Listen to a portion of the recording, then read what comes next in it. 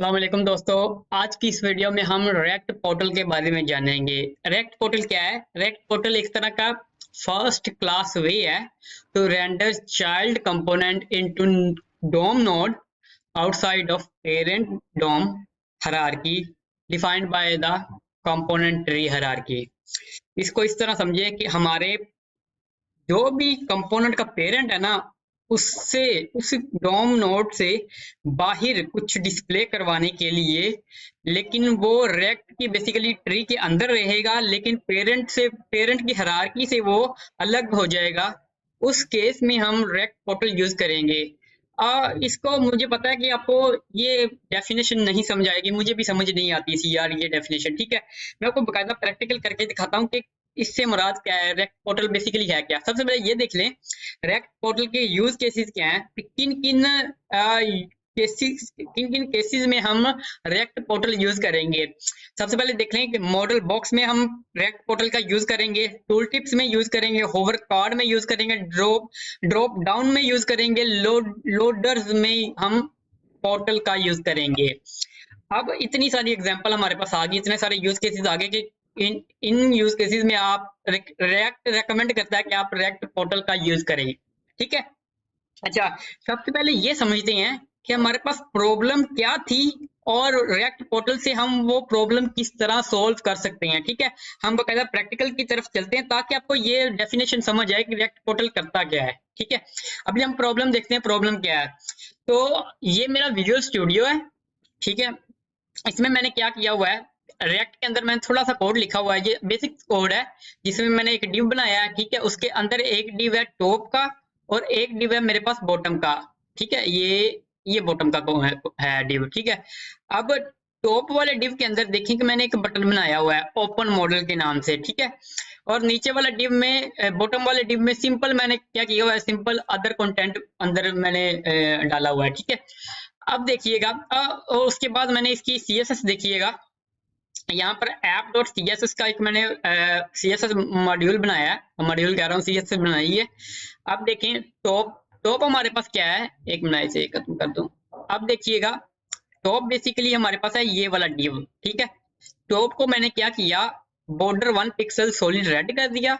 ठीक है, पोजीशन उसकी रिलेटिव कर दी और जेड इंडेक्स 1 कर दिया, क्योंकि ना प्रॉब्लम दिखाने दिखाने के लिए ना ये जेड इंडेक्स जरूरी था, इसलिए मैंने यहाँ पर जेड इंडेक्स कर दिया। ठीक है, तो देखें सिंपल 3 लाइन ऑफ कोड लिखा है, बॉर्डर दिया, पोजीशन दिया, जेड इंडेक्स 1 दिया। किसको दिया मैंने, इस टॉप को। ठीक है, अब बॉटम का कोड देख लेते हैं, बॉटम के कोड में क्या है।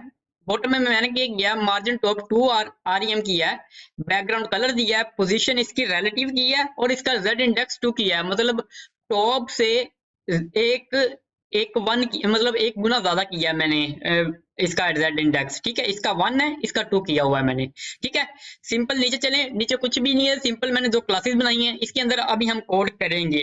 ठीक है, तो अभी हम क्या करते हैं, इसको देखते हैं ऐप को, ऐप हमारी किस तरह नजर आती है हमें। तो यहाँ पर मैं चलता हूँ रेक्ट में, मैंने ये स्टार्ट किया हुआ है रेक्ट, तो मैं इसे रिफ्रेश एक बार कर देता हूँ।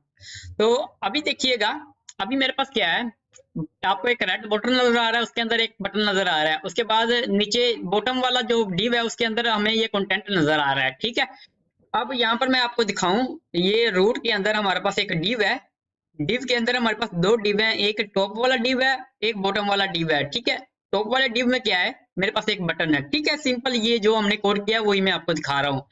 अब देखिएगा, अब मैं क्या करता हूँ, यहाँ पर अब मॉडल बनाता हूँ जो कि एक तरह का पॉपअप मॉडल होगा, जो इन सब से ऊपर हमें नजर आना चाहिए। ठीक है, और तब हम देखते हैं कि प्रॉब्लम हमें क्या आती है। ठीक है, अभी मैं दिखाता हूँ आपको।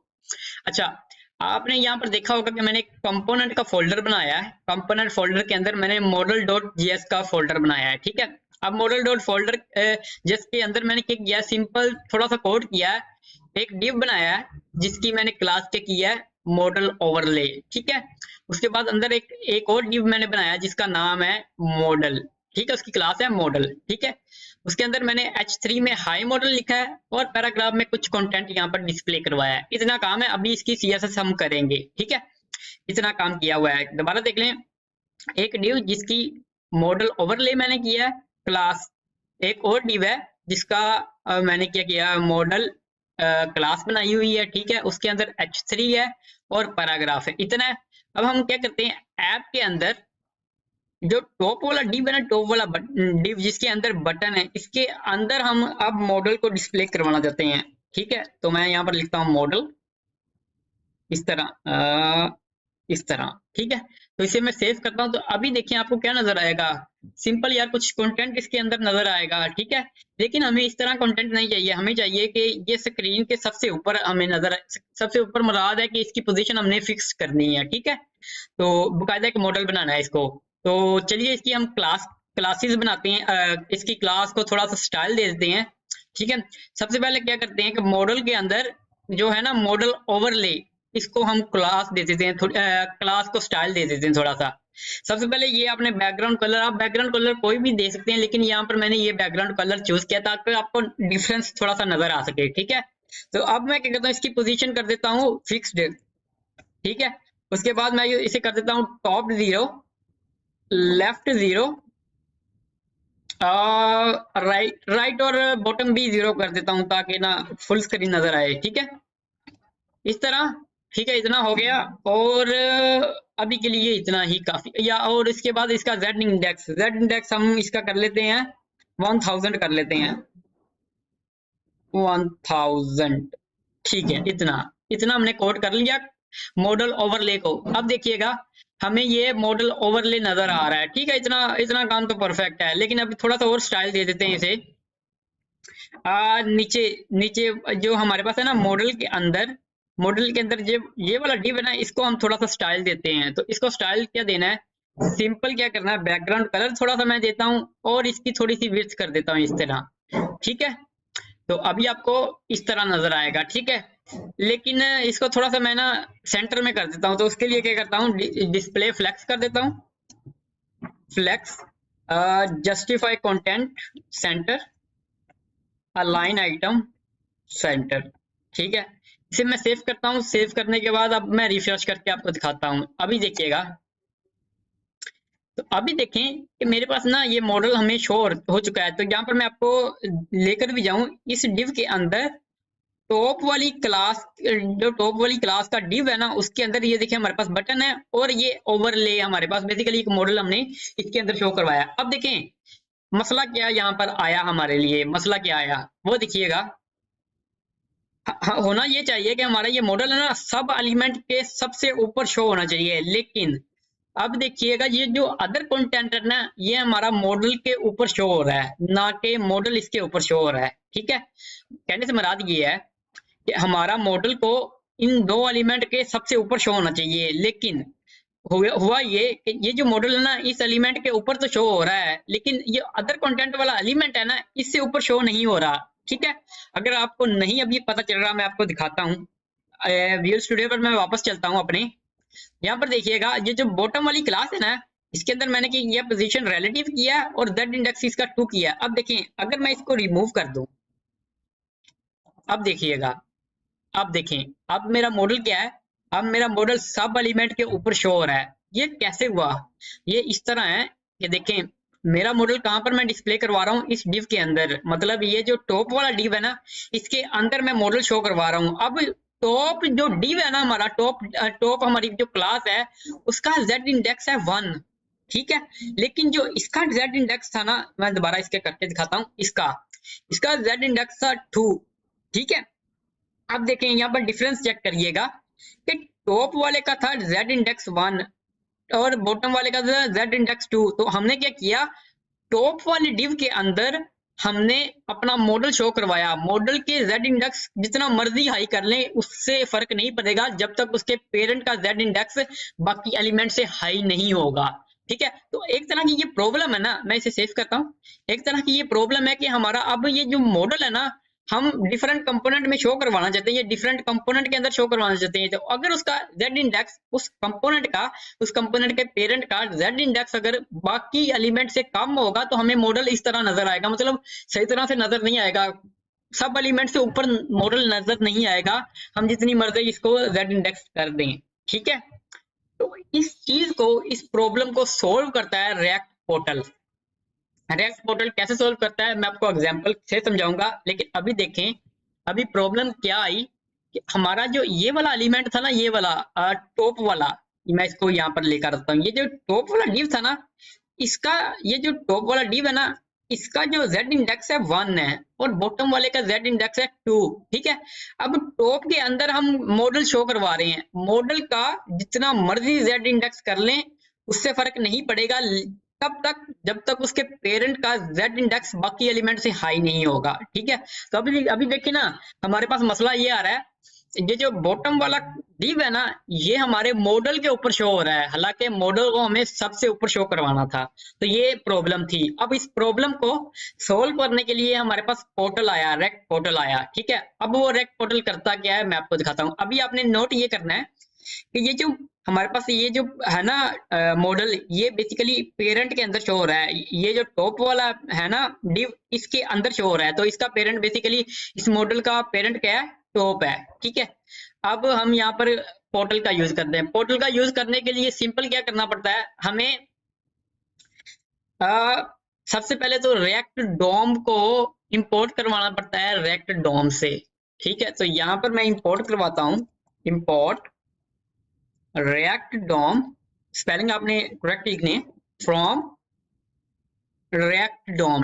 ठीक है, मेक श्योर करना है कि आपने एज इट इज ये लिखना है, इंपोर्ट हमने करवाना है रेक्ट डोम, कहां से, रेक्ट डोम से। ठीक है, उसके बाद रिटर्न, रिटर्न के अंदर आपने करना है रेक्ट डोम डॉट, आगे यहाँ पर आपके पास एक मेथड आता है क्रिएट पोर्टल। ठीक है, अब देखिए क्रिएट पोर्टल के अंदर क्या है, पहला जो कंपोनेंट, पहली जो चीज है वो हम देंगे कोई भी चिल्ड्रन जो हम डिस्प्ले करवाना चाहते हैं। ठीक है, उसके बाद दूसरा ये है कंटेनर, कंटेनर बेसिकली है एलिमेंट या रेक्ट फ्रेगमेंट। ठीक है, और तीसरी चीज ऑप्शनल है, स्ट्रिंग, नल या अनडिफाइंड, जो हम देना चाहें या ना देना चाहें हमारी मर्जी है।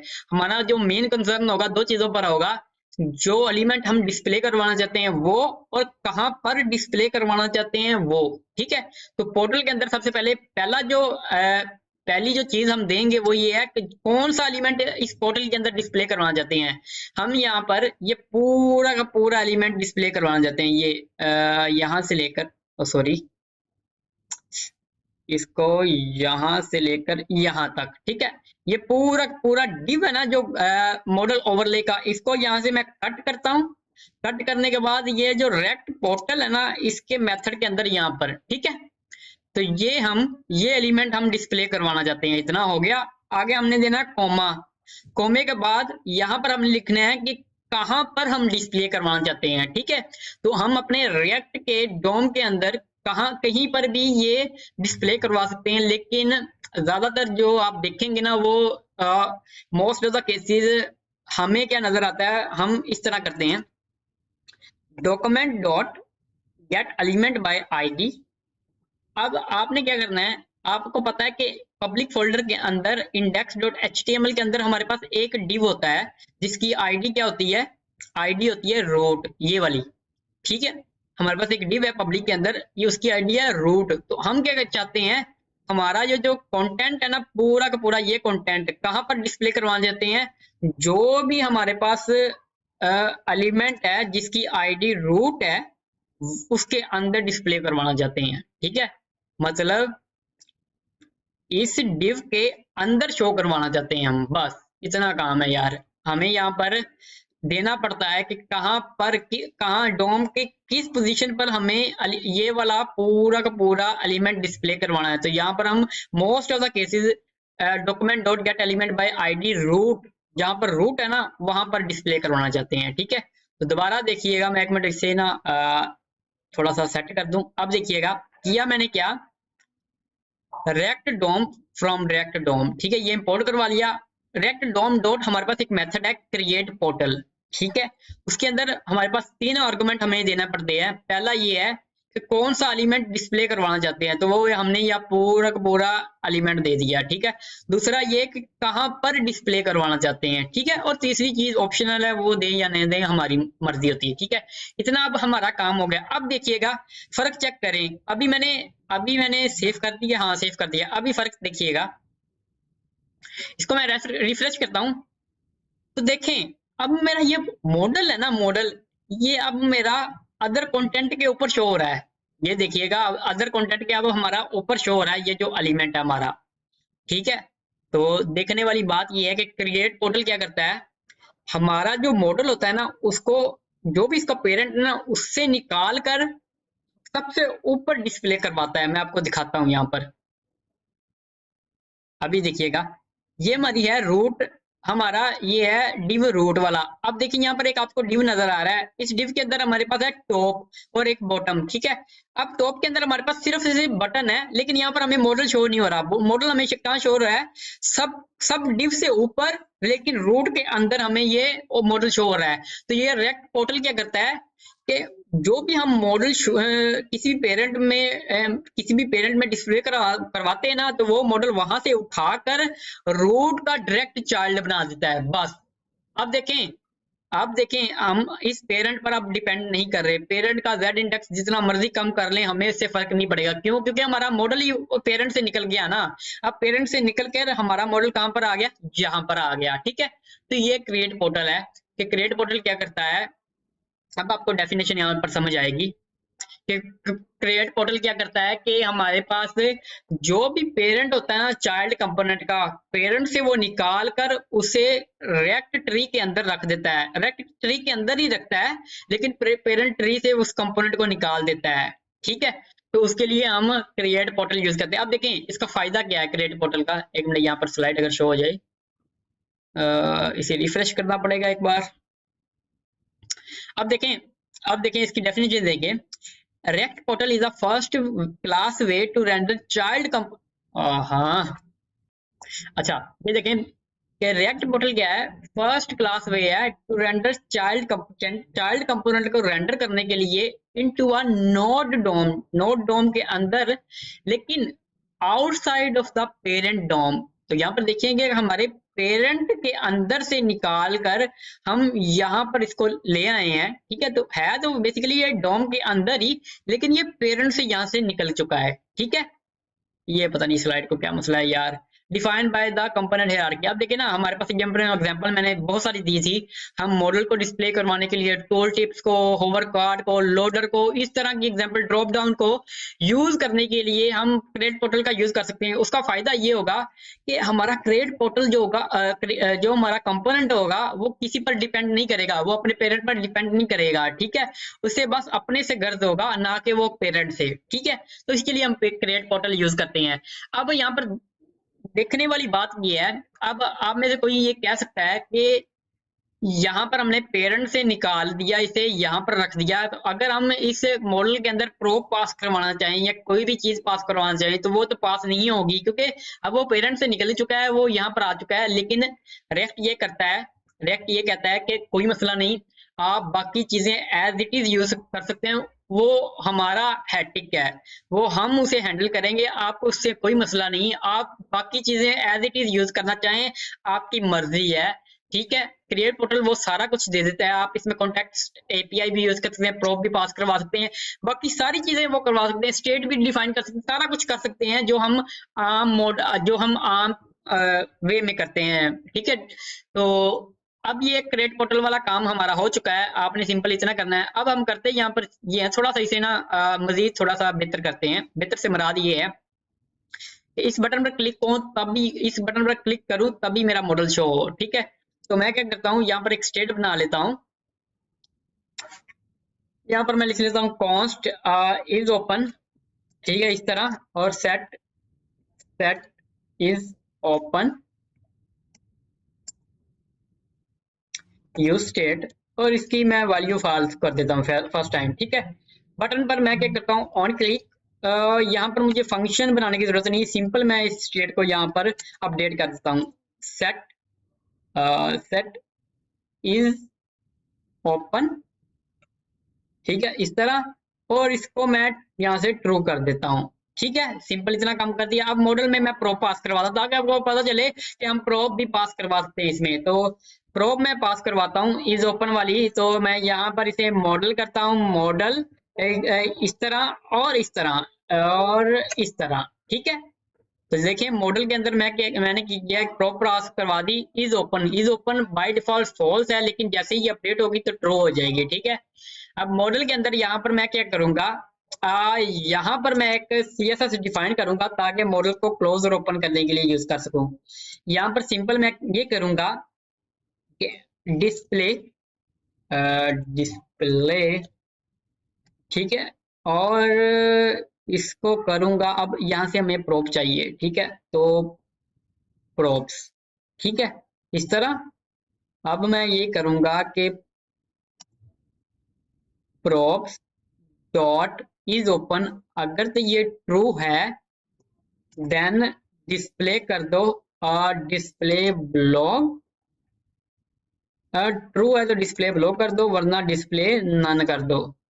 ठीक है, पीछे से प्रोब आई, अगर तो प्रोब ट्रू है मतलब इज ओपन ट्रू है तो इसे डिस्प्ले ब्लॉक कर दो, वरना इसे डिस्प्ले नन कर दो इस मॉडल ओवरले को। ठीक है, तो अभी देखते हैं अगर इससे इफेक्ट पड़ता है कि नहीं। तो इसे रिफ्रेश करता हूं मैं, और मेरे ख्याल में ऐप के अंदर सेव करता हूँ इसे। मैं सेव करने के बाद देखते हैं, हाँ ठीक है, ये हमारा परफेक्टली आ चुका है। अब मैं बटन पर क्लिक करता हूँ, देखिए मेरे पास मॉडल शो हो चुका है। अभी देखिएगा थोड़ा सा यहाँ पर लेआउट का थोड़ा सा फर्क है, वो उसका मसला नहीं है, वो तो हल हो जाएगा। ठीक है, क्योंकि हमने यहाँ पर इसे क्या किया हुआ है, डिस्प्ले ब्लॉक कर दिया। हालांकि यहाँ पर हम कर सकते हैं डिस्प्ले ब्लॉक की बजाय यहाँ पर सिंपल इस तरह कर सकते हैं। ठीक है, अगर हमारी मर्जी है तो देखिए यहाँ पर परफेक्ट हो चुका है डिस्प्ले ब्लॉक की तरह। तो हमने वहां पर पीछे डिस्प्ले फ्लेक्स किया हुआ है ना, इसलिए। अब देखें, इस पर क्लिक किया तो हमारा मॉडल शो हो गया। ठीक है, तो हम प्रोप भी पास करवा सकते हैं। ठीक है, तो ये मेरा था, हमारे पास था क्रिएट पोर्टल मैं आपको रिकमेंड करूंगा। हालांकि रेक्ट की ऑफिशियल वेबसाइट पर भी हम पोर्टल, आप पोर्टल वाला आर्टिकल पढ़ेंगे ना, तो वहां पर भी रेक्ट आपको रिकमेंड करता है, आप ड्रॉप डाउन में, आप टूल टिप्स में, आप मॉडल में, और कौन सी एग्जांपल थी, और एक और एग्जांपल थी होवर कार्ड लोडर्स, इन सब एग्जांपल में क्रिएट पोर्टल का यूज करें। लेकिन आपने जो क्रिएट पोर्टल है ना, ये केयरफुली यूज करना है। ठीक है, तो उसके अलावा मेरे ख्याल में सारा कुछ यहाँ पर कवर हो चुका है। हाँ ठीक है, अब अभी आपने देख लिया ना, प्रॉब्लम हमारे पास क्या आती है कि अगर हमारा पेरेंट का इंडेक्स कम है बाकी एलिमेंट से, तो हमारा वो मॉडल सही तरह शो नहीं होता। तो उसके लिए हम पोर्टल का यूज कर लेते हैं, वो बेहतर सोल्यूशन है। ठीक है, तो दोस्तों अगर मेरी वीडियो आपको पसंद आई हो तो इसे लाइक कर दें, कमेंट कर दें और शेयर कर दें। Thank you for watching.